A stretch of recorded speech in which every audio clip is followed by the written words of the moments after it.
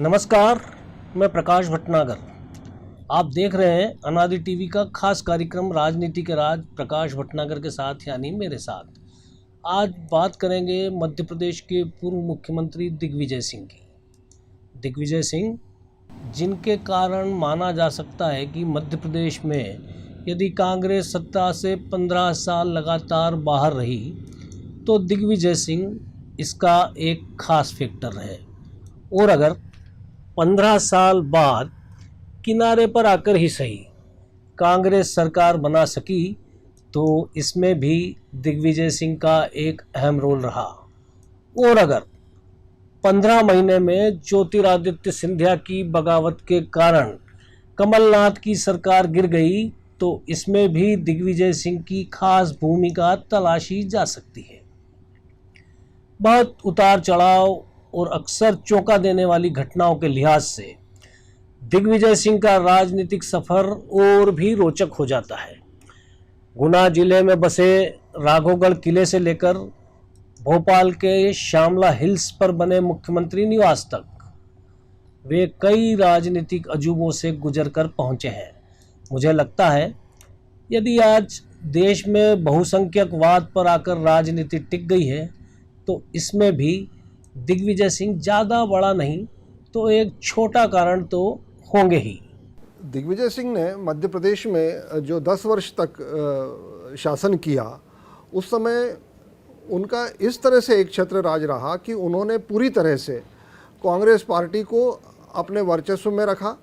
और जो सारे नेता थे उस समय तत्कालीन, खासतौर से जो अर्जुन सिंह जी की पीढ़ी के जो बुजुर्ग नेता थे, वो सारे के सारे नेता जो है वो समय के साथ में कांग्रेस से दूर हो चुके थे और पार्टी इतनी गुटबाजी और दुनिया भर की चीज़ों में उलझ गई थी कि वो धीरे धीरे बहुत कमज़ोर हो गई। लेकिन उन्होंने पार्टी को ऐसी स्थिति में ला दिया था। मुझे याद आता है कि जब चुनाव उस समय होने वाले थे विधानसभा के और दिग्विजय सिंह जी को थोड़ा सा आहट हो गई थी कि किस तरह की स्थिति वहाँ पर बनेगी, तो उज्जैन से मुझे किसी का फ़ोन आया और उन्होंने मुझे बताया कि दिग्विजय सिंह जी की आज वहाँ सभा होनी थी, लेकिन वहाँ पर आज बमुश्किल 50-100 लोग भी नहीं थे। तो ऐसी सारी स्थिति में कहीं ना कहीं कांग्रेस के नेताओं को ये लग रहा था कि अब जो है उनकी नैया डूबने वाली है। दिग्विजय सिंह भी इस बात को समझ चुके थे। और दूसरी बात ये भी रही कि दिग्विजय सिंह ने जो मध्य प्रदेश में जिस तरह का काम किया या जो एक लंबे समय तक अपना वर्चस्व रखा, उसमें ये स्थिति हो गई थी कि अंतिम दिनों में उनके जो दूसरा जो उनका शासन का जो वर्ष रहा, अब स्पेल रहा, उसके बाद में कई कांग्रेसी तो अपने घर पर बैठ गए थे और उन्होंने ठीक से काम भी नहीं किया। तो ये बात बिल्कुल स्पष्ट थी कि दिग्विजय सिंह बहुत कैलकुलेटेड, बहुत चतुर नेता हैं। उन्होंने जब कांग्रेस हारी तो उन्होंने कहा कि अब मैं जो है 10 वर्ष के लिए जो है कांग्रेस से बाहर जा रहा हूँ, और आपको मालूम होगा कि फिर उसके बाद 15 सालों तक कांग्रेस नहीं आ पाई।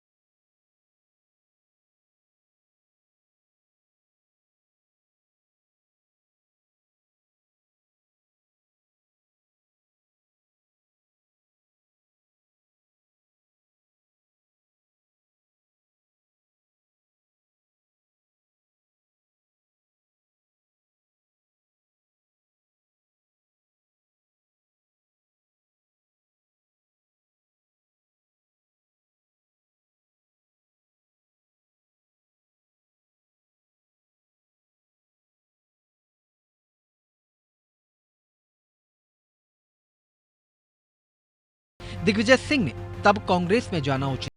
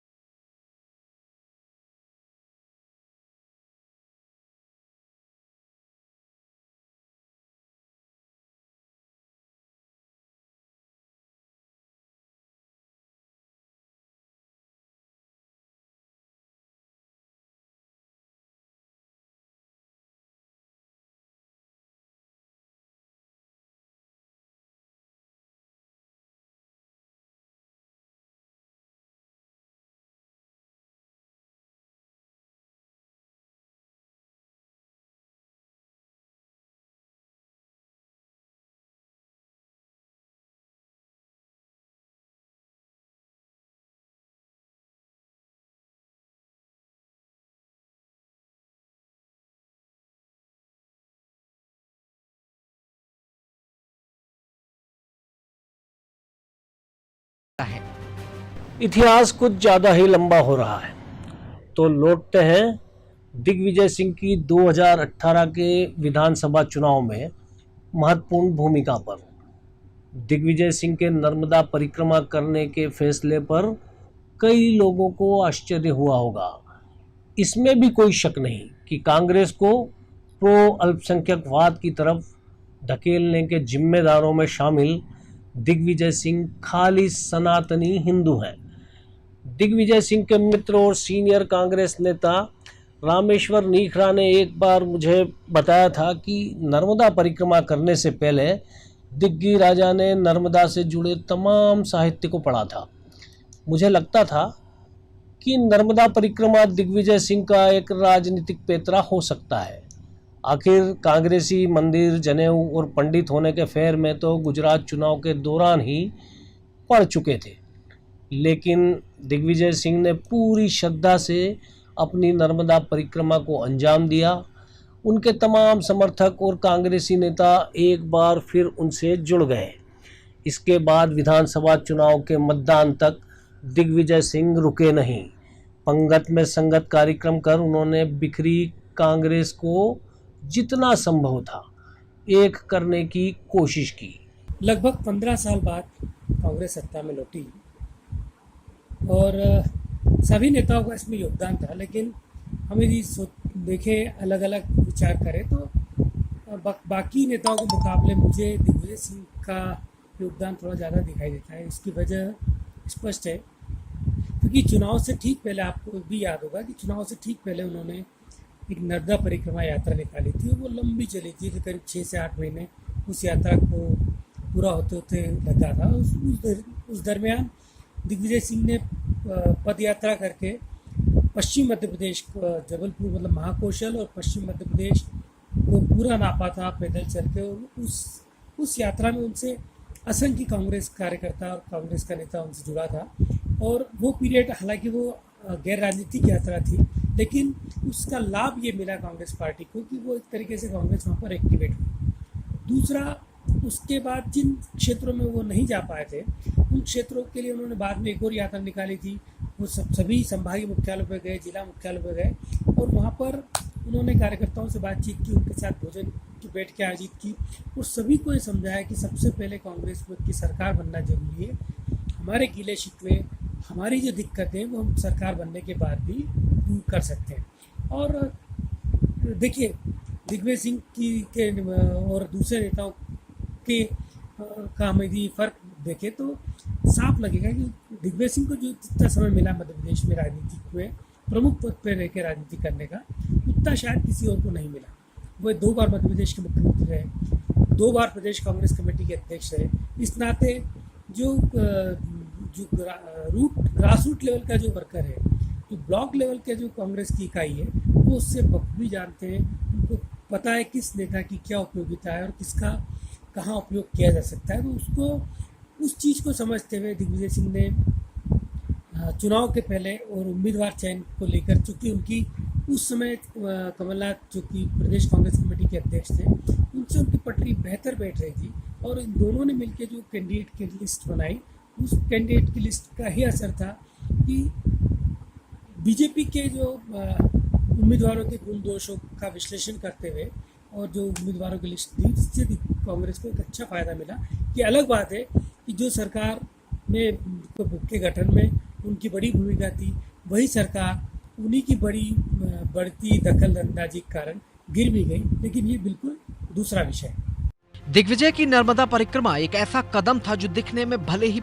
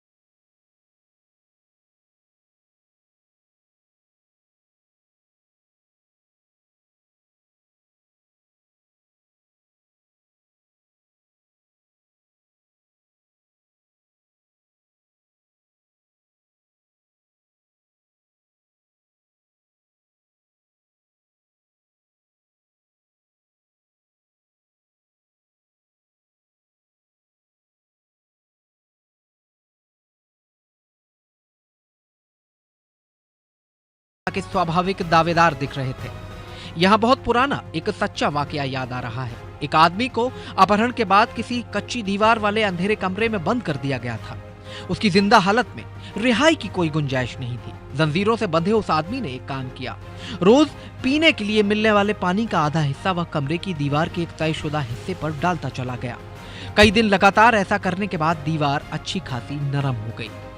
उसी सीलन वाले हिस्से को उसने खाने के लिए मिलने वाले चम्मच से कुरेद कुरेद कर उसने बड़ा छेद बनाया और फिर वहां से भाग निकला। नर्मदा यात्रा सहित कार्यकर्ता और निखरा जैसे जो छोटे दिखने वाले कदम दिग्विजय ने उठाए, उनके जरिए वो शिवराज सरकार की जड़ों में मट्ठा डालने में काफी हद तक सफल रहे। उनके इस जतन से कांग्रेसी एकजुट हुए।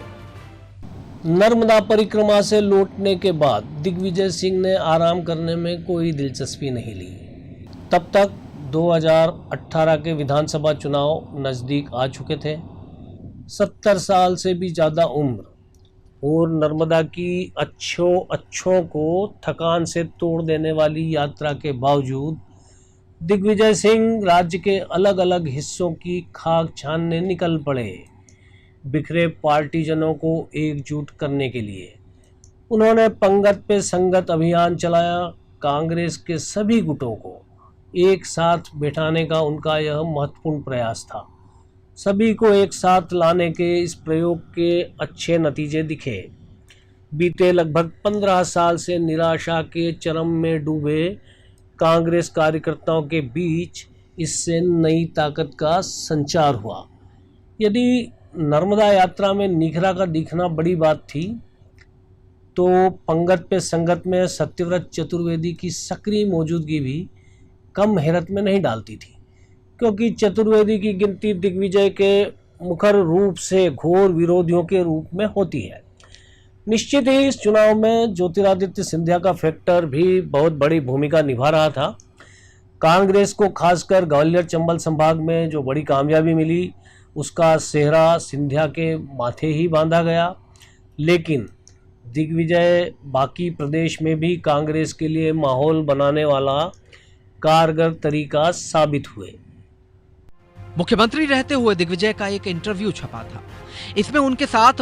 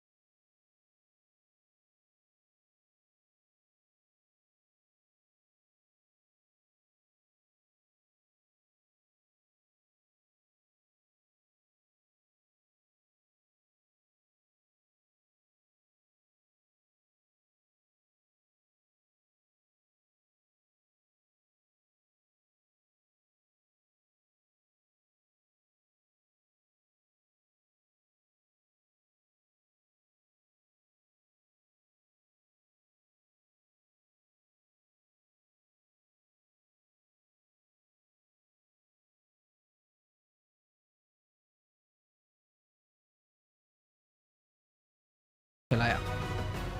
सिंधिया की एक हद तक ही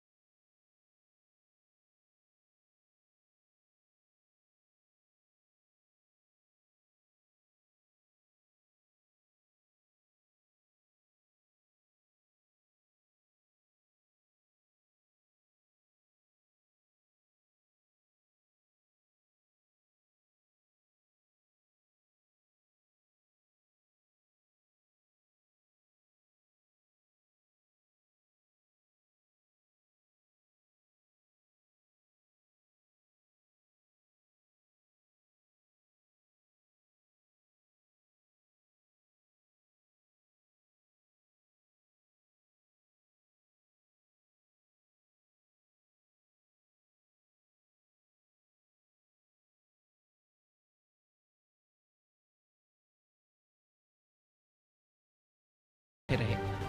नाराज होते चले जा रहे सिंधिया को साधने के गंभीर प्रयास तब भी नहीं किए गए जबकि वे एक दिन अचानक शिवराज सिंह चौहान से मुलाकात करने पहुंच गए थे। दिग्विजय नाथ के कान में लगातार ऑल इज वेल का मंत्र फूंकते रहे। कमलनाथ अपनी स्वभावगत मजबूरियों के चलते एक दायरे के भीतर कैद थे। वे एक से अधिक बार के केंद्रीय मंत्री रहे, केंद्रीय संगठन में महत्वपूर्ण पदों पर रहे, लेकिन मध्य प्रदेश कांग्रेस और यहाँ के जमीनी गणितों से वे अनजान थे। इसलिए दिग्विजय सिंह के कहे को परम सत्य मान बैठे। सिंधिया को बिल्कुल ही माइनस में धकेल कर चलने लगे।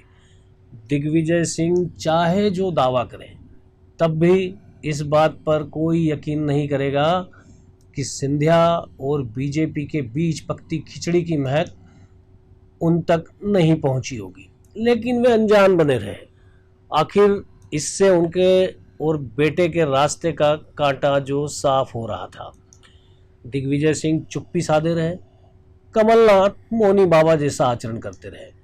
इतने नाजुक मौके पर दिग्विजय सिंह ने फिर बड़ा दांव खेल दिया।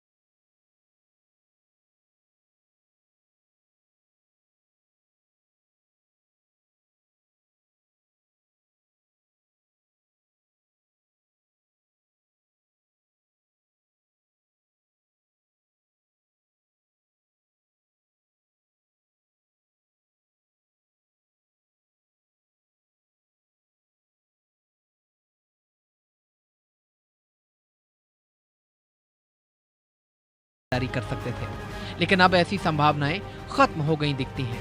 हालांकि वे भोपाल की स्थानीय राजनीति में भी अब भी पूरी तरह सक्रिय हैं। क्या सचमुच दिग्विजय सरकार के चले जाने के खतरे से अनजान थे? ऐसा लगता तो नहीं है, क्योंकि यह उस शख्स की बात हो रही है जिसने पूरे 10 साल तक प्रदेश में हुकूमत की, तमाम भीतरी और बाहरी चुनौतियों को ठिकाने लगा दिया, पार्टी के भीतर और बाहर के विरोधियों को कहीं का नहीं छोड़ा, यहाँ तक कि अपने राजनीतिक गुरु अर्जुन सिंह को भी उन्होंने बहुत पीछे छोड़ दिया। अविभाजित मध्य प्रदेश की राजनीति में कांग्रेस के कई सारे ऐसे चेहरे हैं जिनका किसी समय दिग्विजय सिंह के सामने भी कोई खास सियासी वजूद मौजूद था, लेकिन जो आज कांग्रेस की राजनीति में कहीं भी नहीं है। ऐसे अविश्वसनीय घटनाक्रमों को सफलता से अंजाम देने वाले दमखम के लिए नाम के अनुरूप दिग्विजय होना जरूरी है, और दिग्विजय होने के लिए जो होने की अनिवार्यता है वह बिरले ही लोगों को हासिल हो पाती है। आखिर तमाम दिग्गजों की पार्टी में असरदार मौजूदगी के बाद भी 10 साल लगातार मुख्यमंत्री बने रहना क्या किसी करिश्मे से कम था? तो कैसे बने रहे दिग्विजय सिंह 10 साल तक मुख्यमंत्री, जो मध्य प्रदेश में कभी संभव नहीं हुआ? उसे किन हालातों में खरा पक्का किया दिग्विजय ने? इस पर बात करेंगे अगली बार। तब तक के लिए नमस्कार। आप देखते रहिए अनादि टीवी।